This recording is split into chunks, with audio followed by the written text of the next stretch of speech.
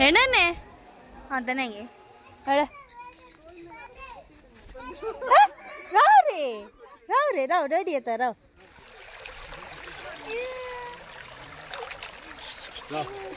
smile.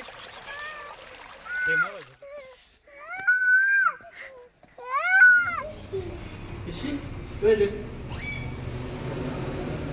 Yes. Hi.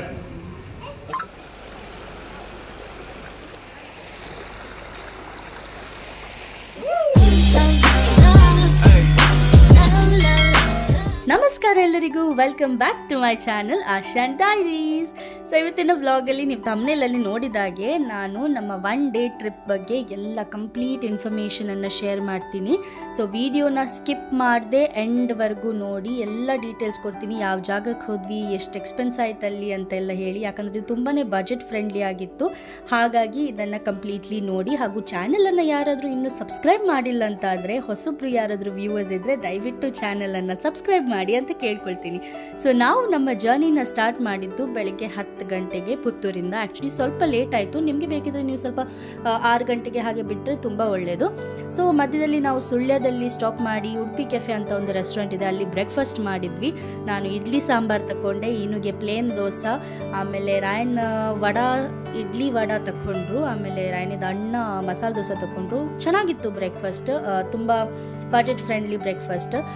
So ನಿಮಗೂ ಕೂಡ ಆ ಕೆಫೆ ಟ್ರೈ ಮಾಡ್ಬೋದು. ಅಲ್ಲಿಂದ ನಾವು ನಮ್ಮ ಜರ್ನಿನ ಕಂಟಿನ್ಯೂ ಮಾಡಿದ್ವಿ. ಸೊ ನಮ್ಮ ಡೆಸ್ಟಿನೇಷನಿಗೆ.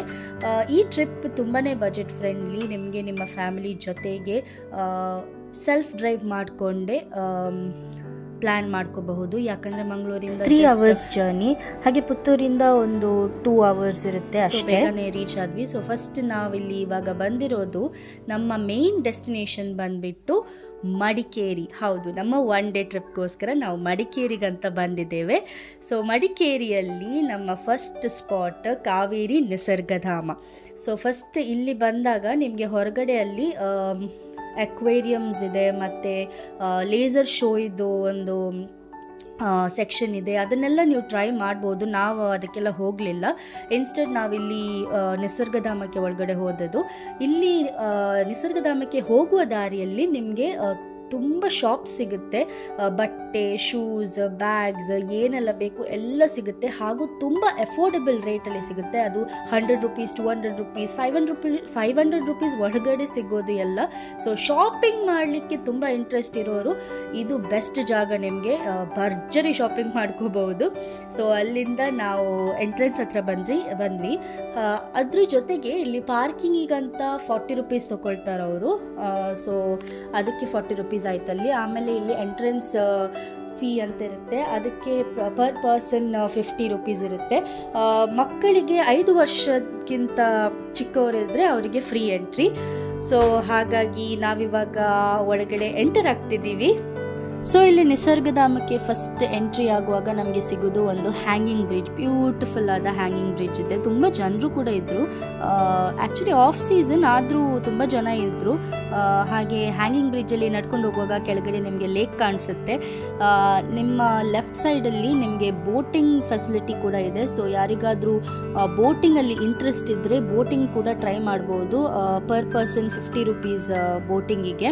ಸೊ ಅದನ್ನು ಕೂಡ ಟ್ರೈ ಮಾಡ್ಬೋದು. ನಾವು ಬೋಟಿಂಗ್ಗೆ ಹೋಗಲಿಲ್ಲ, ಯಾಕಂದರೆ ಈನು ಜೊತೆಗೆ ಹೋಗೋದು ಸ್ವಲ್ಪ ರಿಸ್ಕ್ ಅಂತ ಅನಿಸ್ತು. ಯಾಕಂದರೆ ಅವಳು ಗೊತ್ತಲ್ವ ಎಷ್ಟು ಪಾಪ ಅಂತೇಳಿ, ಕುತ್ಕೊಂಡಲ್ಲಿ ಅಂತೂ ಕುತ್ಕೊಳ್ಳೋದೇ ಇಲ್ಲ ಅವಳು. ಅದಕ್ಕೋಸ್ಕರ ನಾವು ಅಷ್ಟೆಲ್ಲ ರಿಸ್ಕ್ ಬೇಡ ಅಂತೇಳಿ ಹೋಗಲಿಲ್ಲ. ಈನು ಇಲ್ಲದೇ ಇದ್ದಿದ್ರೆ ಓಕೆ, ಅಡಲ್ಟ್ಸ್ ಆದರೆ ಪರವಾಗಿಲ್ಲ, ನೀವು ಟ್ರೈ ಮಾಡ್ಬೋದು. ಮಕ್ಕಳ ಜೊತೆಗೆ ಸ್ವಲ್ಪ ಕೇರ್ಫುಲ್ ಆಗಬೇಕಲ್ವ. ಸೊ ಅದಕ್ಕೋಸ್ಕರ ಅದು ಇಷ್ಟು ಪೋಖ್ರಿ ಹುಡುಗಿ ಜೊತೆಗಂತೂ ಬೇಡವೇ ಬೇಡ ಅಂಥೇಳಿ ನಾವು ಟ್ರೈ ಮಾಡಲಿಲ್ಲ. ಬಟ್ ನಿಮಗೆ ಇದು ಕೂಡ ಒಂದು ಆಪ್ಷನ್ ಇದೆ ನೋಡಿ. ಇಲ್ಲಿ ಕಾಣ್ತಾ ಉಂಟು ನಿಮಗೆ ಬೋಟ್ಸ್. ನಮಗೆ ಫಿಶಸ್ ಕೂಡ ನೋಡಲಿಕ್ಕೆ ಸಿಕ್ತು ಸ್ವಲ್ಪ ಲೇಕಲ್ಲಿ. ಇವಾಗ ಎಂಟ್ರಿ ಆಗುವಾಗ ನೋಡಿ, ಮರದ ಮೇಲೆಲ್ಲ ಪೇಂಟಿಂಗ್ಸ್ ಮಾಡಿದ್ದಾರೆ. ತುಂಬ ಚೆನ್ನಾಗಿರುತ್ತೆ ಇದು ನೋಡೋಕ್ಕೆ. ಎಂಟ್ರೆನ್ಸಲ್ಲಿ ನೋಡಿ, ಇದು ಚಂದ ಮಾಡಿ ಕಲ್ಲಲ್ಲೆಲ್ಲ ಕಟ್ಟಿರೋದ್ರ ಮೇಲೆ ಪೇಂಟಿಂಗ್ ಎಲ್ಲ ಮಾಡಿದ್ದಾರೆ. ತುಂಬ ಬ್ಯೂಟಿಫುಲ್ ಆಗಿದೆ. ಸೀನರಿ ಅಂತೂ ಚೆನ್ನಾಗಿದೆ ನೋಡೋಕ್ಕೆ. ಸೊ ಅಲ್ಲಲ್ಲಿ ಅವರು ಕೊಡವ ಕಲ್ಚರನ್ನೆಲ್ಲ ಡಿಸ್ಪ್ಲೇ ಮಾಡಿದರು. ಅಂದರೆ ಮೂರ್ತಿಗಳನ್ನೆಲ್ಲ ಮಾಡಿ ನೋಡಿ. ಇಲ್ಲಿ ವಿಮೆನ್ ಕೊಡವ ವಿಮೆನ್ ಇದು ಅಟೈರ್ ಹಾಕಿದ್ದ ಏನು ಹೇಳ್ತಾರೆ ಮಹಿಳೆಯರದು ಒಂದು ಸ್ಟ್ಯಾಚ್ಯೂ ಎಲ್ಲ ಇತ್ತು. ಅವರ ಟ್ರೆಡಿಷ್ನಲ್ ಡಾನ್ಸನ್ನು ಇಲ್ಲಿ ಡಿಪೆಕ್ಟ್ ಮಾಡಿದ್ದಾರೆ. ಸೊ ಇದೆಲ್ಲ ತುಂಬ ಚೆನ್ನಾಗಿದೆ ನೋಡೋಕ್ಕೆ. ಮಕ್ಕಳನ್ನೆಲ್ಲ ಕರ್ಕೊಂಡು ಬಂದರೆ ಅವರಿಗೆ ಈ ಕೊಡವ ಕಲ್ಚರ್ ಬಗ್ಗೆ ಎಲ್ಲ ನೀವು ತೋರಿಸ್ಬೋದು. ಯಾಕಂದರೆ ಸೋಷಿಯಲ್ ಸೈನ್ಸಲ್ಲೆಲ್ಲ ಅವರು ಇದನ್ನೆಲ್ಲ ಓದಿರ್ತಾರೇನೋ. ಸೊ ಇದೊಂದು ಎಕ್ಸ್ಪೀರಿಯನ್ಸ್ ಅವರಿಗೆ ಬಂದಿಲ್ಲಿ ನೋಡೋಕ್ಕೆ ಕೂಡ. ಸೊ ತುಂಬ ಚೆನ್ನಾಗಿದೆ, ಫುಲ್ ಗ್ರೀನರಿ ಎಲ್ಲ ನೋಡಿ. ಇಲ್ಲಿ ಕೊಡವ ಡಾನ್ಸ್ ಪುನಃ ಇದು ಮೆನ್ಸ್ ಟ್ರೆಡಿಷ್ನಲ್ ಔಟ್ಫಿಟ್. ಮತ್ತು ಇಲ್ಲಿ ನೋಡಿ ಒಂದು ಕಟ್ಟೆ ಥರ ಇತ್ತು.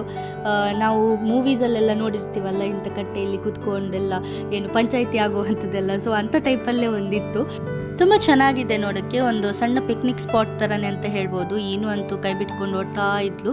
ಸೊ ಹೀಗೆ ಎಕ್ಸ್ಪ್ಲೋರ್ ಮಾಡ್ತಾ ಹೋಗುವಾಗ ನಮಗೆ ಒಂದು ಜಿಂಕೆ ಸಿಕ್ತು ನೋಡಲಿಕ್ಕೆ. ಇದು ಅದಕ್ಕೆ ದೊಡ್ಡ ಕೊಂಬಿತ್ತು ಮಾತ್ರ.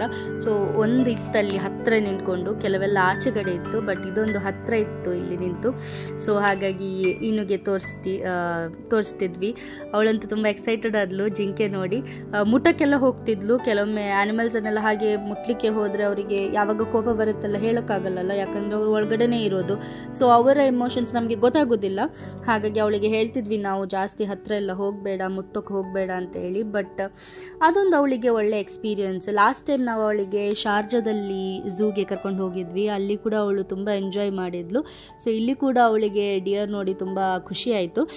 ಅಲ್ಲಿಂದ ನಾವು ಮುಂದೆ ಹೋಗುವಾಗ ನಮಗೆ ಒಂದು ರಿವರ್ ಸಿಕ್ತು. ಸೊ ಅಲ್ಲಿ ನಾವು ಹೋದ್ವಿ, ಕೆಳಗಡೆ ಇಳಿದು ಹೋಗ್ಲಿಕ್ಕುಂಟು. ಸೊ ಅಲ್ಲಿ ನೋಡಿ ಫುಲ್ ಕಲ್ಲು ಬಂಡೆಗಳೆಲ್ಲ ನಡುವೆ ನೀರು ಹರಿತಾ ಉಂಟು. ತುಂಬ ಚೆನ್ನಾಗಿತ್ತು ಇಲ್ಲಿ. ಇನ್ನೂ ನೀವು ಕರ್ಕೊಂಡು ಹೋಗ್ತಿದ್ದೀವಿ. ಅವಳಿಗೆ ಫಸ್ಟ್ ಆಫ್ ಆಲ್ ನೀರಂದರೆ ತುಂಬ ತುಂಬ ತುಂಬ ಇಷ್ಟ ಅವಳಿಗೆ. ಯಾಕಂದರೆ ನೀರಲ್ಲಿ ಆಟ ಆಡೋದಂದರೆ ಅವಳಿಗೆ ಅಷ್ಟು ಇಷ್ಟ. ಇವಾಗ ನೋಡಿ ಶೂಸೆಲ್ಲ ತೆಗೆದು ಆಟ ಆಡ್ತಿದ್ದಾಳೆ. ಪ್ರಾಬ್ಲಮ್ ಎಂತ ಹೇಳಿದರೆ ಅವಳನ್ನ ಆಟಾಡಿ ಆದಮೇಲೆ ವಾಪಸ್ ಕರ್ಕೊಂಡು ಹೋಗೋದು, ಅದು ದೊಡ್ಡ ಪ್ರಾಬ್ಲಮ್. ಸೊ ಚೆನ್ನಾಗಿದೆ ಈ ಪ್ಲೇಸ್. ಸ್ವಲ್ಪ ಹೊತ್ತು ಕೂತು ನಾವು ನೀರಲ್ಲೆಲ್ಲ ಆಟ ಆಡಿದ್ವಿ. ನಾನು ನೀರಿಂದ ಎದ್ದು ಒಂದು ಕಡೆಯಿಂದ ಇನ್ನೊಂದು ಕಡೆ ಹೋಗುವಾಗ ಜಾರಿ ಬಿದ್ದು ಇಡೀ ಬಟ್ಟೆ ಎಲ್ಲ ಒದ್ದಾಗಿತ್ತು ನಂದು. ಬಟ್ ಏನಂದರೆ ನಂದು ಬಟ್ಟೆ ಸ್ವಲ್ಪ ತೆಳು ಮೆಟೀರಿಯಲ್ ಆಗೋದ್ರಿಂದ ಸ್ವಲ್ಪ ನಡ್ಕೊಂಡು ಹೋಗ್ತಾ ಹೋಗ್ತಾ ಬಿಸಿಲಿಗೆ ಅದು ಏನು ಹೇಳ್ತಾರೆ ಡ್ರೈ ಆಗಿ ಹೋಯಿತು. ಸೊ ಇವಾಗ ಇಲ್ಲಿಂದ ಇನ್ನೂ ಕರ್ಕೊಂಡು ಹೋಗುವಾಗ ನೋಡಿ ಎಷ್ಟು ಅಳ್ತಿದ್ದಾಳೆ ಅಂತ. ಬೊಬ್ಬೆ ಅಂತ ಹೇಳಿದರೆ ಎಲ್ಲರೂ ಸಹ ನಮ್ಮನ್ನೇ ನೋಡ್ತಿದ್ರು. ಅಯ್ಯೋ ಅಷ್ಟು ಬೊಬ್ಬೆ ಹೊಡ್ತಿದ್ದಾಳೆ ಅವಳು. ಅಂದರೆ ಅವಳಿಗೆ ಆಟ ಆಡಬೇಕಂತ, ನೀರಲ್ಲಿ ಇರಬೇಕಂತೆ.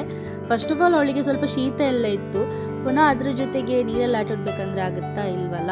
ಸೊ ಅಲ್ಲಿಂದ ನಾವು ಬಂದು ಸಮಾಧಾನ ಮಾಡೋಕ್ಕಂತ ಹೇಳಿ ಇಲ್ಲಿ ಒಂದು ಬರ್ಡ್ ಸ್ಯಾಂಚುರಿ ಇತ್ತು, ಅಲ್ಲಿಗೆ ಕರ್ಕೊಂಡು ಬಂದ್ವಿ. ಅಲ್ಲಿ ಕೂಡ ಎಂಟ್ರಿ ಇತ್ತು. ಅಂದರೆ ನಿಸರ್ಗಧಾಮದ ಒಳಗೆ ಬರಲಿಕ್ಕೆ 50 ರೂಪೀಸ್. ಪುನಃ ಅಲ್ಲಿ ನಿಮಗೆ ಬರ್ಡ್ಸ್ ನೋಡಬೇಕಾದ್ರೆ ಅಲ್ಲಿ ಕೂಡ ಸಪ್ರೇಟ್ ಎಂಟ್ರಿ ಫೀ ಇದೆ, ಅದು 50 ರೂಪೀಸ್. ಸೊ ನನಗೆ ಯಾಕೋ ಅದು ಅಂದರೆ ಒಮ್ಮೆ ಎಂಟ್ರಿ ಫೀ ಕೊಟ್ಟ ಮೇಲೆ ಮತ್ತೊಮ್ಮೆ ಕೊಡಬೇಕಾ ಅಂತ ಆಯಿತು. ಬಟ್ ಮಕ್ಕಳಿಗೋಸ್ಕರ ಇಟ್ಸ್ ಓಕೆ. ಬಟ್ ಒಮ್ಮೆ ಕೊಟ್ಟ ಮೇಲೆ ಪ್ರತಿ ಸರ್ತಿ ಏನಾದರೂ ನೋಡಬೇಕಾದ್ರೆ ಅದು ಇಡಬಾರ್ದಿತ್ತು ಅಂತ ನನ್ನ ಒಪಿನಿಯನ್. ನಿಮ್ಮ ಒಪಿನಿಯನ್ ಏನಿದೆ ಅಂತ ನೀವು ಕಮೆಂಟ್ಸಲ್ಲಿ ತಿಳಿಸ್ಬೋದು. ಸೊ ಮತ್ತೆ ನಾವು 50 ರೂಪೀಸ್ ಕೊಟ್ಟು ಒಳಗಡೆ ಬಂದ್ವಿ. ಸುಮಾರು ನಮ್ಮ ಟೈಪ್ ಇದು ಬರ್ಡ್ಸ್ ಎಲ್ಲ ಇತ್ತು. ಸೊ ಈನುಗೆ ಒಂದು ಎಕ್ಸ್ಪೀರಿಯನ್ಸ್ ಇರಲಿ ನೋಡಿ. ಇಲ್ಲಿ ಆಸ್ಟ್ರಿಚ್ ಇದೆ, ಮತ್ತು ಲವ್ ಬರ್ಡ್ಸ್ ಇತ್ತು, ಪ್ಯಾರೆಟ್ಸ್ ಇತ್ತು. ಸೊ ತುಂಬ ಚಿಕನ್ಸ್ ಇತ್ತು, ಡಕ್ಸ್ ಇದೆಲ್ಲ ಇತ್ತು. ಮತ್ತು ಬರ್ಡ್ಸಿಗೆ ಫೀಡ್ ಮಾಡಲಿಕ್ಕೆ ಕೂಡ ಇತ್ತು. ಸೊ ಅಲ್ಲಿ ಕೂಡ ಹೋಗಿದ್ವಿ. ಸೊ ಏನು ಇವಾಗ ಬರ್ಡ್ಸನ್ನೆಲ್ಲ ನೋಡ್ತಿದ್ದಾಳೆ. ರಾಯನ್ ಮತ್ತು ರಾಯನಿದು ಅಣ್ಣ ಹೊರಗಡೆನೆ ಕುತ್ಕೊಂಡ್ರಲ್ಲಿ ಬರ್ಡ್ಸ್ ಇದ್ರದ್ದು ಎಂಟ್ರಿ ಹತ್ರನೇ. ಯಾಕಂದರೆ ಅಲ್ಲಿ ಟಿಕೆಟ್ ಪರ್ ಪರ್ಸನ್ 50 ಅಲ್ವಾ, ಸುಮ್ಮನೆ ಯಾಕೆ ಪುನಃ ಅವರಿಗೋಸ್ಕರ 50 ತಗೊಳ್ಳೋದು, ನಾವು ಬರಲ್ಲ, ಬರೀ ಈನುನ ಕರ್ಕೊಂಡು ಹೋಗಿ ಅಂತ ಹೇಳಿದರು. ಈನುಗೆ ಫ್ರೀ ಇತ್ತು, ಯಾಕಂದರೆ ಬಿಲೋ 5 ಇಯರ್ಸ್ ಫ್ರೀ ಇರುತ್ತಲ್ವ. ಸೊ ಹಾಗಾಗಿ ನನಗೆ ಒಬ್ಬಳಿಗೆ ಮಾತ್ರ 50 ರೂಪೀಸ್ ಕೊಟ್ಟು ಟಿಕೆಟ್ ತಗೊಂಡ್ವಿ. ಟಿಕೆಟ್ ತಗೊಂಡು ಇಲ್ಲಿ ಬಂದ್ವಿ. ಸೊ ಪಾಪ ಅವರಲ್ಲಿ ಕಾಯ್ತಾ ಇದ್ದಾರೆ ನಮಗೋಸ್ಕರ. ನಾವು ಇಲ್ಲಿ ಓಡಾಡ್ತಾ ಇದ್ದೀವಿ ಬರ್ಡ್ಸ್ ನೋಡ್ತಾ.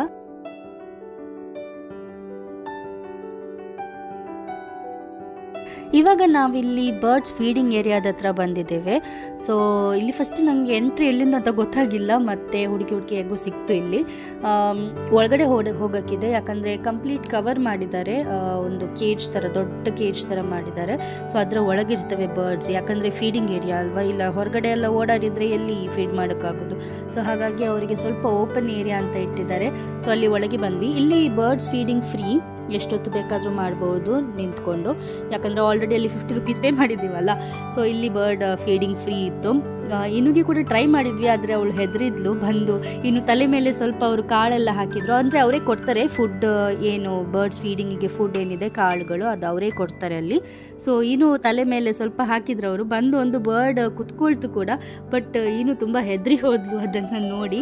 ಬಟ್ ನಾನು ಕೂಡ ಟ್ರೈ ಮಾಡಿದೆ, ನ್ಯೂ ಎಕ್ಸ್ಪೀರಿಯನ್ಸ್ ನನಗೆ ಕೂಡ. ಆ್ಯಕ್ಚುಲಿ ಬರ್ಡ್ಸ್ ಎಲ್ಲ ಹಾರಿ ಬಂದಿಗೆ ಕುತ್ಕೊಳ್ಳುವಾಗೆಲ್ಲ ತುಂಬ ಹೆದರಿಕೆ ಆ್ಯಕ್ಚುಲಿ, ಬಟ್ ಆದರೂ ನಾನು ಇರಲಿ ನೋಡುವ, ಇದೊಂದು ಡಿಫ್ರೆಂಟ್ ಎಕ್ಸ್ಪೀರಿಯನ್ಸ್. ನೋಡಿ ಇಲ್ಲಿ ಬಂದು ಬರ್ಡ್ ಕುತ್ಕೊಳ್ತು, ಆದರೆ ಇನ್ನೂ ಹೆದರಿ ಅದನ್ನು ಓಡಿಸಿದ್ಲು. ಸೊ ನೆಕ್ಸ್ಟ್ ನಾನು ಟ್ರೈ ಮಾಡಿದೆ ಕೈಯಲ್ಲಿ ಇಟ್ಕೊಂಡು.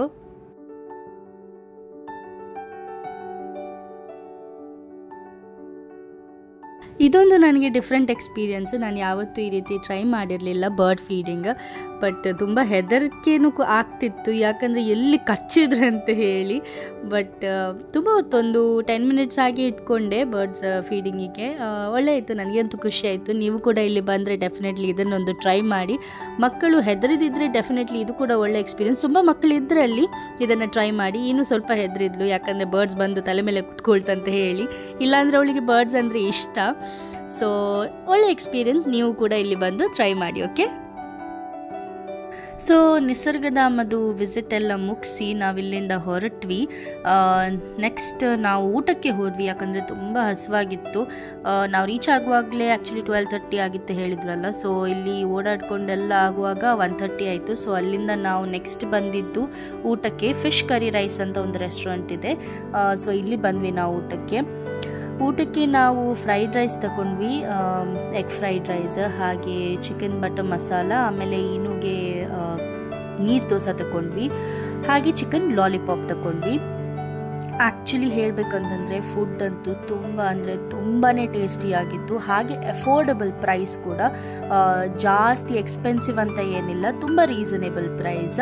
ಹಾಗೆ ಟೇಸ್ಟ್ ಅಂತೂ ಸಖತ್ತಾಗಿತ್ತು. ನಾನು ಡೆಫಿನೆಟ್ಲಿ ರೆಕಮೆಂಡ್ ಮಾಡ್ತೇನೆ, ನೀವೇನಾದರೂ ಮಡಿಕೇರಿ ಆಚೆ ಬಂದರೆ ಡೆಫಿನೆಟ್ಲಿ ಈ ರೆಸ್ಟೋರೆಂಟನ್ನು ಟ್ರೈ ಮಾಡಿ, ಫಿಶ್ ಕರಿ ರೈಸ್ ಅಂತ ಹೇಳಿ.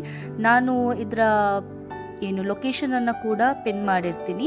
ಸೊ ನಾವು ವಿಸಿಟ್ ಮಾಡಿದ ಎಲ್ಲ ಡೆಸ್ಟಿನೇಷನ್ ಇದು ಲೊಕೇಶನನ್ನು ಕೂಡ ನಾನು ಪಿನ್ ಮಾಡಿರ್ತೀನಿ ಕೆಳಗಡೆ ಡಿಸ್ಕ್ರಿಪ್ಷನಲ್ಲಿ. ಓಕೆ, ಸೊ ಇಲ್ಲಿ ಒಂದು ಎಕ್ವೇರಿಯಂ ಕೂಡ ಇತ್ತು, ಈನುಗೆ ತುಂಬ ಇಷ್ಟ ಆಯಿತು ಎಕ್ವೇರಿಯಂ ನೋಡಿ. ಅಲ್ಲಿಂದ ನಾವು ನಮ್ಮ ನೆಕ್ಸ್ಟ್ ಡೆಸ್ಟಿನೇಷನಿಗೆ ಹೊರಟಿದ್ದೀವಿ. ನಾವು ಸುಳ್ಯದಲ್ಲಿ ಬ್ರೇಕ್ಫಾಸ್ಟಿಗೆ ನಿಂತಾಗ ಹೊರಗಡೆ ಅಲ್ಲಿ ಒಂದು ಟಾಯ್ಸ್ ಇದು ಶಾಪ್ ಇತ್ತು. ಅಲ್ಲಿಂದ ಈ ಮ್ಯಾಜಿಕ್ ಸ್ಲೇಟನ್ನು ಬೇಕು ಅಂತ ಹೇಳಿ ಇನ್ನೂ ಇಟ್ಕೊಂಡು ಬಂದಿದ್ದಾಳೆ.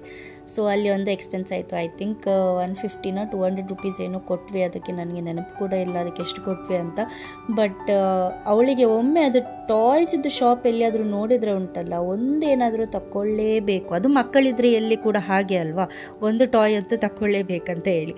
ಸೊ ಅಲ್ಲಿಂದ ಇವಾಗ ಹೊರಟಿದ್ದೇವೆ ನಾವು ಹೋಗ್ತಿರೋ ನೆಕ್ಸ್ಟ್ ಡೆಸ್ಟಿನೇಷನ್ ಎಲ್ಲಿ ಅಂತ ಹೇಳಿದರೆ, ಇವಾಗ ನಾವು ಎಂಟರ್ ಆಗ್ತಿರೋದು ಟಿಬೆಟಿಯನ್ ಕಾಲನಿ.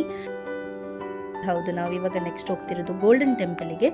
ಇಲ್ಲಿ ಕಾಲನಿಗೆ ಎಂಟರ್ ಆಗ್ತಿರುವಾಗಲೇ ನಿಮಗೆ ಬೋರ್ಡ್ಸ್ ಎಲ್ಲ ನೋಡೋಕ್ಕೆ ಸಿಗುತ್ತೆ. ಲೌಡ್ ಮ್ಯೂಸಿಕ್ ಇಡೋಂಗಿಲ್ಲ, ಜಾಸ್ತಿ ಹಾರ್ನ್ ಹಾಕಂಗಿಲ್ಲ. ಸೊ ಆದಷ್ಟು ಸೈಲೆಂಟಾಗಿ ಇರಬೇಕು, ಜಾಸ್ತಿ ನಾಯ್ಸ್ ಮಾಡೋಗಿಲ್ಲ.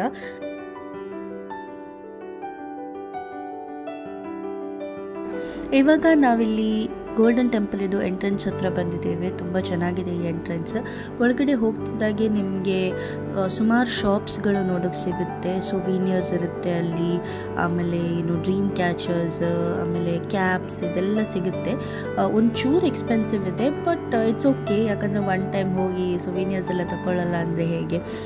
ಸುಮಾರು ಜಾಗದಲ್ಲಿ ಪ್ರತಿಯೊಂದು ವಿಸಿಟ್ ಪಾಯಿಂಟ್ಸಲ್ಲಿ ನಿಮಗೆ ಈ ಥರ ಸೊವೀನಿಯರ್ಸ್ ಎಲ್ಲ ಸಿಗುತ್ತೆ. ಸೊ ಡೆಫಿನೆಟ್ಲಿ ತಗೊಳ್ಳಿ. ನಾನು ಇಲ್ಲಿ ಒಂದು ಬುದ್ಧದ್ದು ಚಿಕ್ಕದೊಂದು ಸ್ಟ್ಯಾಚ್ಯೂ ತಗೊಂಡೆ, ಅದನ್ನು ನಿಮಗೆ ತೋರಿಸ್ತೀನಿ ಮತ್ತೆ ನನಗೆ ಅದೊಂದು ತಗೊಳ್ಬೇಕಂತ ತುಂಬ ಆಸೆ ಇತ್ತು, ಹಾಗಾಗಿ ತಗೊಂಡೆ. ಸೊ ನಾವಿವಾಗ ಎಂಟ್ರಿ ಆಗ್ತಾ ಉಂಟು ನಮ್ಮದು ಗೋಲ್ಡನ್ ಟೆಂಪಲ್ ಕಡೆಗೆ. ನಿಮಗೆ ಇಲ್ಲಿ ಮುಂದ್ಗಡೆ ಕಾಣ್ತಾ ಉಂಟು, ಅದು ಎಂಟ್ರೆನ್ಸ್ ಹತ್ರ. ಆ ಕಡೆ ಈ ಕಡೆ ಎಲ್ಲ ಗಾರ್ಡನ್ ಮಾಡಿದ್ದಾರೆ, ತುಂಬಾ ಚೆನ್ನಾಗಿ ಮೇಂಟೈನ್ ಮಾಡಿದ್ದಾರೆ. ತುಂಬ ಇಷ್ಟ ಆಯಿತು ನನಗೆ, ಕ್ಲೀನಾಗಿಟ್ಟಿದ್ದಾರೆ. ಹಾಗೆ ಸೈಲೆನ್ಸ್ ಕೂಡ ಇತ್ತು ಇಲ್ಲಿ, ಅಂದರೆ ಜಾಸ್ತಿ ನಾಯ್ಸ್ ಎಲ್ಲ ಮಾಡೋಕ್ಕಿಲ್ಲ, ಯಾಕಂದರೆ ಅವರ ಪ್ರೇಯರ್ ಎಲ್ಲ ಆಗ್ತಿರುತ್ತೆ. ಸೊ ಹಾಗಾಗಿ ಸ್ವಲ್ಪ ಸೈಲೆನ್ಸ್ ಮೇಂಟೈನ್ ಮಾಡಬೇಕಾಗುತ್ತೆ. ಆಮೇಲೆ ಇವಾಗ ಇಲ್ಲಿ ಮುಂದ್ಗಡೆ ಕಾಣ್ತಿರೋದೇ ಗೋಲ್ಡನ್ ಟೆಂಪಲ್. ಇಲ್ಲಿ ಒಳಗಡೆ ಹೋಗೋಕ್ಕಿಂತ ಮುಂಚೆ ನಾವು ನಮ್ಮ ಶೂಸನ್ನೆಲ್ಲ ತೆಗೆದಿಟ್ಟು ಹೋಗಬೇಕು. ₹3 ಏನೋ ಕೊಡೋಕ್ಕಿರುತ್ತೆ. ಅವರು ಅಲ್ಲಿ ಇಟ್ಕೊಳ್ತಾರೆ ನಮ್ಮ ಶೂಸನ್ನು, ಮತ್ತೊಂದು ಟೋಕನ್ ಕೊಡ್ತಾರೆ. ಸೊ ಇವಾಗ ನಾವಿಲ್ಲಿ ಒಳಗಡೆ ಎಂಟರ್ ಆಗಿದ್ದೀವಿ. ನಿಮಗೆ ಅಲ್ಲಿ ಗೋಲ್ಡನ್ ಬುದ್ಧ ಸ್ಟ್ಯಾಚ್ಯೂಸ್ ಕಾಣ್ತಿರ್ಬೋದು. ತುಂಬ ಬ್ಯೂಟಿಫುಲ್ ಆಗಿದೆ. ಆ್ಯಕ್ಚುಲಿ ನಾನಿದು ಸೆಕೆಂಡ್ ಟೈಮ್ ಬರೋದಿಲ್ಲಿ. ತುಂಬ ವರ್ಷಗಳ ಮುಂಚೆನೂ ಬಂದಿದ್ದೆ ಇಲ್ಲಿ. ಇದು ನಾನು ಸೆಕೆಂಡ್ ಟೈಮ್ ಬರೋದು. ಸೈಲೆನ್ಸ್ ಮೇಂಟೈನ್ ಮಾಡಬೇಕಾಗ್ತದೆ, ಯಾಕಂದರೆ ಇದು ಹೋಲಿ ಟೆಂಪಲ್ ಅಲ್ವಾ, ಅದಕ್ಕೋಸ್ಕರ. ಚೆನ್ನಾಗಿದೆ. ತುಂಬ ಪೇಂಟಿಂಗ್ಸ್ ಕೂಡ ಇದೆ. ಇಡೀ ವಾಲ್ ಮೇಲೆ ಫುಲ್ ಪೇಂಟಿಂಗ್ಸ್ ಇದೆ, ಟ್ರೆಡಿಷ್ನಲ್ ಪೇಂಟಿಂಗ್ಸ್. ತುಂಬಾ ಬ್ಯೂಟಿಫುಲ್ ಸ್ಕಲ್ಪ್ಚರ್ಸ್ ನೋಡೋಕ್ಕೆ ಸಿಗುತ್ತೆ. ಮಕ್ಕಳಿಗೆ ಇದೆಲ್ಲ ತುಂಬ ಇನ್ಫಾರ್ಮೇಟಿವ್. ನೀವು ಮಕ್ಕಳನ್ನು ಇಲ್ಲಿ ಕರ್ಕೊಂಡು ಬರ್ಬೋದು. ಹಾಗೆ ಪ್ರೇಯರ್ ಕೂಡ ಮಾಡ್ಬೋದು.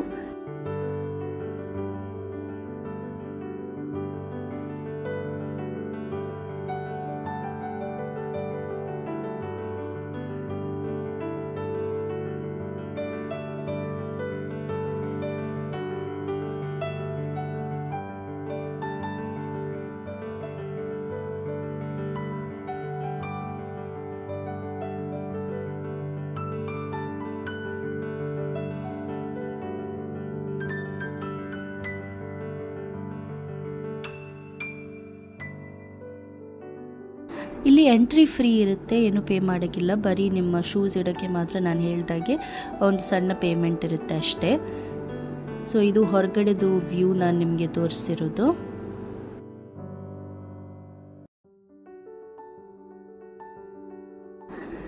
ನಾವು ಗೋಲ್ಡನ್ ಟೆಂಪಲ್ ವಿಸಿಟ್ ಮಾಡಿ ಆದಮೇಲೆ ಅಲ್ಲೇ ಸ್ವಲ್ಪ ಶಾಪಿಂಗ್ ಮಾಡಿದ್ವಿ. ಅದಾದಮೇಲೆ ನಾವು ನೆಕ್ಸ್ಟ್ ಸ್ಪಾಟಿಗೆ ಹೊರಟಿದ್ದೇವೆ. ದಾರಿಯಲ್ಲಿ ಹೋಗುವಾಗ ಗ್ರೀನರಿ ಎಲ್ಲ ನೋಡೋಕ್ಕೆ ತುಂಬ ಚೆನ್ನಾಗಿ ಕಾಣುತ್ತೆ, ತುಂಬ ಖುಷಿ ಆಗುತ್ತೆ. ಹೊರಗಡೆದು ವೆದರ್ ಏನು ಅಷ್ಟೊಂದು ಪ್ಲೆಸೆಂಟ್ ಅಂತ ಇರಲಿಲ್ಲ, ಯಾಕಂದರೆ ನಾವೇನೋ ಅಂದ್ಕೊಂಡ್ವಿ ಸ್ವಲ್ಪ ಚಳಿ ಎಲ್ಲ ಇರುತ್ತೆ ಅಂತ ಹೇಳಿ. ಬಟ್ ಅಷ್ಟೊಂದೇನು ಚಳಿ ಎಲ್ಲ ಇರಲಿಲ್ಲ, ಓಕೆ ಇತ್ತು ವೆದರ್. ಸೊ ಇವಾಗ ನಾವು ನಮ್ಮ ನೆಕ್ಸ್ಟ್ ಸ್ಪಾಟಿಗೆ ರೀಚ್ ಆಗಿದ್ದೇವೆ. ಇನ್ನೊಂದೇನಂತ ಹೇಳಿದರೆ, ಗೋಲ್ಡನ್ ಟೆಂಪಲ್ ಹತ್ರ ಕೂಡ ಪಾರ್ಕಿಂಗಿಗೆ ಹೊರಗಡೆ ಸ್ಪೇಸ್ ಇದೆ. ಅಲ್ಲಿ ಕೂಡ ನಾವು ಒಂದು ₹50 ಕೊಡಬೇಕಾಗ್ತದೆ ಪಾರ್ಕಿಂಗಿಗೆ. ಬಟ್ ಎಂಟ್ರಿ ಎಲ್ಲ ಫ್ರೀ ಇರುತ್ತೆ. ಹಾಗೆ ಇವಾಗ ನಾವು ಬಂದಿರೋ ನೆಕ್ಸ್ಟ್ ಸ್ಪಾಟ್ ಅದುವೇ ದುಬಾರೆ ಎಲಿಫೆಂಟ್ ಕ್ಯಾಂಪಿಗೆ. ಇಲ್ಲಿ ಕೂಡ ಪಾರ್ಕಿಂಗ್ ಫೀ ಇದೆ. ₹30-40 ಹಾಗೆ ತಗೊಳ್ತಾರೆ ಪಾರ್ಕಿಂಗ್ ಫೀ. ಪ್ರತಿಯೊಂದು ಕಡೆ ಹೋದಾಗಲೂ ನಮಗೆ ಹೀಗೆ ಪಾರ್ಕಿಂಗ್ ಫೀ ತಗೊಳ್ತಾರೆ. ಇನ್ನು ಇಲ್ಲಿ ಹಾರ್ಸಸ್ ನೋಡಿದ್ಲು, ಖುಷಿ ಆಯಿತು ಅವಳಿಗೆ ಹಾರ್ಸಸ್ ನೋಡಿ. ಸೊ ಇವಾಗ ನಾವು ದುಬಾರೆ ಎಲಿಫೆಂಟ್ ಕ್ಯಾಂಪಿಗೆ ಹೋಗ್ತಿದ್ದೇವೆ. ಅಲ್ಲಿಗೆ ಹೋಗಬೇಕಾದ್ರೆ ನಾವೊಂದು ರಿವರ್ ಕ್ರಾಸ್ ಮಾಡಿ ಹೋಗಬೇಕು. ಇಲ್ಲಿ ಕಾಣ್ತಾ ಉಂಟು ನೋಡಿ, ಎಷ್ಟೊಂದು ದೊಡ್ಡ ರಿವರ್. ಇದು ಕ್ರಾಸ್ ಮಾಡಲಿಕ್ಕೆ ಆಲ್ಮೋಸ್ಟ್ ಒಂದು 10-15 ಮಿನಿಟ್ಸ್ ತಗೊಳ್ಳುತ್ತೆ ನಮಗೆ. ತುಂಬ ಉದ್ದ ಇದೆ ನೋಡಿ. ಇಲ್ಲಿಂದ ಆ ಎಂಡ್ವರೆಗೂ ಹೋಗಬೇಕು. ಲೈನ್ ನೋಡಿ ಎಷ್ಟಿದೆ ಅಂತೇಳಿ. ಪ್ಲಸ್ ಆ ಕಡೆಯಿಂದ ಈ ಕಡೆ ಬರೋ ಜನ ಕೂಡ. ಇಲ್ಲಿ ದುಬಾರಿಗೆ ಹೋಗಬೇಕಾದ್ರೆ ಟೈಮಿಂಗ್ಸ್ ಇದೆ. ಬೆಳಿಗ್ಗೆ ಆದರೆ 9 to 11, ಹಾಗೆ ಸಂಜೆ ಆದರೆ 4 to 5:30 ಒಳಗಡೆ ಹೋಗಿ ಬರಬೇಕು. ಯಾಕಂತ ಹೇಳಿದರೆ ಅದು ರಿವರ್ ಇದು ವಾಟರ್ ಫ್ಲೋ ಹೇಗಿರುತ್ತೆ ನೋಡಿ, ಅದರ ಪ್ರಕಾರ ಅವ್ರು ಟೈಮಿಂಗ್ಸ್ ಇಟ್ಟಿದ್ದಾರೆ. ಯಾಕಂದರೆ ಜಾಸ್ತಿ ವಾಟರ್ ಫ್ಲೋ ಇದ್ದರೆ ಆಮೇಲೆ ಕ್ರಾಸಿಂಗ್ ಮಾಡೋಕ್ಕಾಗಲ್ಲ, ಅದಕ್ಕೋಸ್ಕರ. ಸೊ ಇಲ್ಲಿ ಕೂಡ ನಮಗೆ ಐ ಥಿಂಕ್ ₹50 ಏನೋ ಎಂಟ್ರಿ ಫೀ ಇತ್ತು. ಅಲ್ಲಿ ಕೂಡ ನಾವು ಪೇ ಮಾಡಿ ಬಂದ್ವಿ. ಸೊ ರಿವರ್ ಕ್ರಾಸ್ ಮಾಡೋದೇ ಒಂದು ಒಳ್ಳೆ ಎಕ್ಸ್ಪೀರಿಯನ್ಸ್. ನನಗೆ ಬರುವಾಗ ವೀಡಿಯೋ ಮಾಡಲಿಕ್ಕಾಗಲಿಲ್ಲ, ನನಗೆ ಹೆದರಿಕೆ ಆಯಿತು. ಎಲ್ಲಿ ವೀಡಿಯೋ ಮಾಡಿದರೆ ಫೋನ್ ಎಲ್ಲಿಯಾದರೂ ಬಿಟ್ಟರೆ ಅಂತ ನೀರಿಗೆ ಹೆದರಿಕೆ ಆಯಿತು. ಬಟ್ ಹೇಗೂ ಕ್ರಾಸ್ ಮಾಡಿ ಬಂದ್ವಿ. ಆದರೆ ವಾಪಸ್ ಹೋಗುವಾಗ ವೀಡಿಯೋ ಮಾಡಿದ್ದೀನಿ, ಅದನ್ನು ಕೂಡ ನಿಮಗೆ ತೋರಿಸ್ತೀನಿ ಮತ್ತೆ. ಸೊ ಇಲ್ಲಿ ಇವಾಗ ಬಂದಿದ್ದೇವೆ. ಇಲ್ಲಿ ನೋಡಿ ಎಲಿಫೆಂಟ್ ಕ್ಯಾಂಪ್ ನಿಮಗೆ ಕಾಣ್ತಾ ಉಂಟು. ಆ್ಯಕ್ಚುಲಿ ನಾವು ಬಂದಿದ್ದು ಸಂಜೆ ಆಯಿತು, ಅಂದರೆ 4 o'clock ಆಗಿತ್ತು. ಬೆಳಿಗ್ಗೆ ಬಂದರೆ ನಿಮಗೆ ಎಲಿಫೆಂಟ್ ಬೇದಿಂಗ್ ಕೂಡ ಸಿಗುತ್ತೆ. ಆದರೆ ಏನಂತ ಹೇಳಿದರೆ ಎಲಿಫೆಂಟ್ ಬೇದಿಂಗಿಗೆ ಎಕ್ಸ್ಟ್ರಾ ಚಾರ್ಜಸ್ ಇರುತ್ತೆ. ಇವನ್ ಇಲ್ಲಿ ಕೂಡ ಇವಾಗ ನಿಮಗೆ ಎಲಿಫೆಂಟ್ ಫೀಡಿಂಗ್ ಕೂಡ ಇರುತ್ತೆ, ಅದಕ್ಕೆ +50 ಎಕ್ಸ್ಟ್ರಾ ಇರುತ್ತೆ ಚಾರ್ಜಸ್. ಹಾಗಾಗಿ ನಾವು ಅದನ್ನು ತಗೊಂಡಿಲ್ಲ, ಯಾಕಂದರೆ ನಮಗದು ವರ್ತ್ ಅಂತ ಅನಿಸ್ಲಿಲ್ಲ. ಸೊ ಅದಕ್ಕೋಸ್ಕರ ನಾವು ಆಫ್ ಮಾಡಲಿಲ್ಲ. ನಿಮ್ಗೆ ಯಾರಿಗಾದ್ರೂ ಇಂಟ್ರೆಸ್ಟ್ ಇದ್ದರೆ you can opt for elephant feeding. So ಇಲ್ಲಿ ತುಂಬ ಇತ್ತು elephants. It's a nice place. ಒಂದು ರೌಂಡ್ ಹೊರತು ರಿಲ್ಯಾಕ್ಸ್ ಮಾಡ್ಕೊಂಡು ಹೋಗ್ಬೋದು. ಒಂದು ಸೀಟಿಂಗ್ ಏರಿಯಾ ಕೂಡ ಇದೆ, ಅಲ್ಲಿ ಕೂಡ ಹೋಗಿ ಸ್ವಲ್ಪ ಹೊತ್ತು ಕೂತ್ಕೊಂಡು ರಿಲ್ಯಾಕ್ಸ್ ಎಲ್ಲ ಮಾಡ್ಬೋದು. ಇನ್ನೂ ಎಲಿಫೆಂಟ್ಸ್ ನೋಡಿ ಅಂತೂ ತುಂಬಾ ಖುಷಿ ಆಯಿತು. ಹಾಗೆ ನಿಮಗೆ ಇಲ್ಲಿ ವುಡನ್ ಬಾಕ್ಸಸ್ ಥರ ಕಾಣ್ತಿದೆ ನೋಡಿ, ಇದರ ಒಳಗಡೆ ಕೂಡ ಎಲಿಫೆಂಟ್ಸ್ ಇತ್ತು. ಅವರಿಗೆ ಅದರ ಒಳಗಡೆನೇ ಫೀಡಿಂಗ್ ಮಾಡ್ತಿದ್ರು. ಪ್ರಾಬಬ್ಲಿ ಅವರು ತುಂಬ ಅಗ್ರೆಸಿವ್ ಇದ್ದಾರೇನೋ, ಅದಕ್ಕೋಸ್ಕರ ಒಳಗಡೆ ಇಟ್ಟಿದ್ದಾರೇನೋ ಗೊತ್ತಿಲ್ಲ. ಸೊ ಇಲ್ಲಿಂದ ನಾವು ಫೈನಲಿ ಹೊರಟ್ವಿ. ನೋಡಿ ರಿವರ್ ಕ್ರಾಸ್ ಮಾಡೋದೀಗೆ ಅಲ್ಲಲ್ಲಿ ಎಲ್ಲ ಗೋಣಿ ಚೀಲಗಳನ್ನು ಹಾಕಿದ್ದಾರೆ ಫಿಲ್ಡ್ ವಿತ್ ಸ್ಯಾಂಡ್. ಸೊ ಇದ್ರ ಮೇಲೆಲ್ಲ ಕಾಲಿಟ್ಟು ನಾವು ಕ್ರಾಸ್ ಮಾಡಬೇಕು. ಈನುವನ್ನು ಎತ್ಕೊಂಡು ಬರ್ತಿದ್ವಿ, ಆದರೆ ಅವಳು ಕೇಳಲೇ ಇಲ್ಲ. ಅವಳಿಗೂ ನೀರಲ್ಲೆಲ್ಲ ಆಟ ಆಡ್ಕೊಂಡು ಬರಬೇಕಂತ ಹೇಳಿ ತುಂಬ ಕಷ್ಟದಲ್ಲಿ ಅಂತೂ ಹೇಗೂ ಇಬ್ಬರು ರಾಯನ್ ಮತ್ತು ರಾಯನಿದ ಅಣ್ಣ ಕೈ ಹಿಡ್ಕೊಂಡೆಲ್ಲ ತಂದರು ಅವಳನ್ನು. ತುಂಬ ಹೆದರಿಕೆಯಲ್ಲಿ ನಾನು ವಿಡಿಯೋ ಮಾಡ್ತಿದ್ದೀನಿ, ಯಾಕಂದರೆ ಎಲ್ಲಿ ಕೈಯಿಂದ ಫೋನ್ ಜಾಡ್ತದೆ ಅಂತೇಳಿ ನನಗೆ ಹೆದರಿಕೆ. ಅದಕ್ಕೋಸ್ಕರ, ಯಾಕಂದರೆ ಕ್ರಾಸಿಂಗ್ ಮಾಡುವಾಗ ಕೂಡ ತುಂಬ ನೋಡ್ಕೊಂಡು ಮಾಡಬೇಕಾಗ್ತದಲ್ವ, ಅದಕ್ಕೆ ಜಾರಿದ್ರೆ ನಾನು ಬೀಳ್ತೀನಿ, ಅದರೊಟ್ಟಿಗೆ ಫೋನ್ ಕೂಡ ಹೋಯಿತು ಅಂತ ಹೇಳಿ. ಸೊ ತುಂಬ ಜಾಗ್ರತೆಯಲ್ಲಿ ವಿಡಿಯೋ ಮಾಡ್ತಾ ಇದ್ದೀನಿ. ಒಂದು ತುಂಬ ಒಳ್ಳೆ ಎಕ್ಸ್ಪೀರಿಯನ್ಸ್. ಮಡಿಕೇರಿ ಬಂದರೆ ಈ ಒಂದು ಸ್ಪಾಟನ್ನು ಡೆಫಿನೆಟ್ಲಿ ನೀವು ಟ್ರೈ ಮಾಡಿ. ಇವಾಗ ನಾವು ದುಬಾರಿಯಿಂದ ಹೊರಟಿದ್ದೇವೆ ವಾಪಸ್. ಹೋಗುವ ದಾರಿಯಲ್ಲಿ ನಿಮಗೆ ಒಂದು ಡ್ಯಾಮ್ ಸಿಗುತ್ತೆ, ಚಿಕ್ಲಿ ಹೊಳೆ ಡ್ಯಾಮ್ ಅಂತ ಹೇಳಿ. ನಿಮಗೆ ಈ ಡ್ಯಾಮನ್ನು ಕೂಡ ವಿಸಿಟ್ ಮಾಡ್ಬೋದು. ನಾವು ಆ್ಯಕ್ಚುಲಿ ಹೋಗಲಿಲ್ಲ. ಒಂದು ರೀಸನ್ ಏನಂತ ಹೇಳಿದರೆ ಆಲ್ರೆಡಿ ಲೇಟ್ ಆಗಿತ್ತು. ಸೆಕೆಂಡ್ ರೀಸನ್ ಏನಂತ ಹೇಳಿದರೆ ಇವಾಗ ಏನು ಮಾನ್ಸೂನ್ ಸೀಸನ್ ಅಲ್ಲ, ಸೊ ಹಾಗಾಗಿ ನೀರೆಲ್ಲ ಇರೋದು ಡೌಟ್ ಇತ್ತು, ಹಾಗಾಗಿ ನಾವು ಹೋಗಲಿಲ್ಲ. ಬಟ್ ಇದು ತುಂಬ ಚೆನ್ನಾಗಿದೆ ಡ್ಯಾಮ್. ಡೆಫಿನೆಟ್ಲಿ ನೀವು ಕೂಡ ವಿಸಿಟ್ ಮಾಡಿ. ಪ್ರಾಬಬ್ಲಿ ನಾವು ನೆಕ್ಸ್ಟ್ ಟೈಮ್ ಏನಾದರೂ ಮಡಿಕೇರಿ ಬಂದರೆ ಇಲ್ಲಿ ಡೆಫಿನೆಟ್ಲಿ ಹೋಗ್ತೀವಿ. ಬಟ್ ನಿಮಗೆ ಒಂದು ನ್ಯೂ ಡೆಸ್ಟಿನೇಷನ್ ಕೂಡ ಹೇಳಿದ್ದೇನೆ, ಅದನ್ನು ಕೂಡ ಏನು ಲೊಕೇಶನನ್ನು ನಾನು ಡಿಸ್ಕ್ರಿಪ್ಷನಲ್ಲಿ ಪಿನ್ ಮಾಡಿರ್ತೀನಿ. ಸೊ ನಮ್ಮ ಲಾಸ್ಟ್ ಲೊಕೇಶನ್ ಇವತ್ತಿದು ಬಂದುಬಿಟ್ಟು ರಾಜಾ ಸೀಟ್ ಗಾರ್ಡನ್. ಇದು ಮಡಿಕೇರಿ ಸಿಟಿಯಲ್ಲೇ ಇದೆ. ಸೊ ಅಲ್ಲಿಂದ ವಾಪಸ್ ಬಂದು ಸಿಟಿಯಲ್ಲಿ ನಮ್ಮ ಲಾಸ್ಟ್ ಸ್ಪಾಟ್ ಅಂದರೆ ರಾಜಾ ಸೀಟ್. ತುಂಬಾ ಬ್ಯೂಟಿಫುಲ್ ಆಗಿದೆ ಗಾರ್ಡನ್. ನಾವಿಲ್ಲಿ ರೀಚ್ ಆಗುವಾಗಲೇ ಆಲ್ಮೋಸ್ಟ್ 6:30 ಆಗಿತ್ತು. ನೀವು ಸ್ವಲ್ಪ ಬೇಗ ಕೂಡ ಬರ್ಬೋದು, ಸನ್ಸೆಟ್ ಎಲ್ಲ ನೋಡೋಕ್ಕೆ ತುಂಬಾ ಚೆನ್ನಾಗಿರುತ್ತೆ ಇಲ್ಲಿ. ಹಾಗಾಗಿ ನಾವು ಅದನ್ನೊಂದು ಮಿಸ್ ಮಾಡ್ಕೊಂಡ್ವಿ, ಯಾಕಂದರೆ ಸ್ವಲ್ಪ ಲೇಟ್ ಆಯಿತು ನಾವು ಬರುವಾಗ. ಬಟ್ ನೀವು ಬರೋದಾದರೆ ಈ ಸನ್ಸೆಟ್ಟನ್ನು ಡೆಫಿನೆಟ್ಲಿ ಮಿಸ್ ಮಾಡ್ಕೋಬೇಡಿ. ಆದರೆ ಈ ಲೊಕೇಶನ್ ಅಂತೂ ತುಂಬಾ ಬ್ಯೂಟಿಫುಲ್ ಆಗಿದೆ. ತುಂಬ ವೆರೈಟಿ ಆಫ್ ಫ್ಲವರ್ಸ್ ಇತ್ತು, ಕಲರ್ಫುಲ್ ಫ್ಲವರ್ಸ್ ಇತ್ತು. ನನಗಂತೂ ತುಂಬ ಖುಷಿ ಆಯಿತು ಗಾರ್ಡನ್ ನೋಡಿ.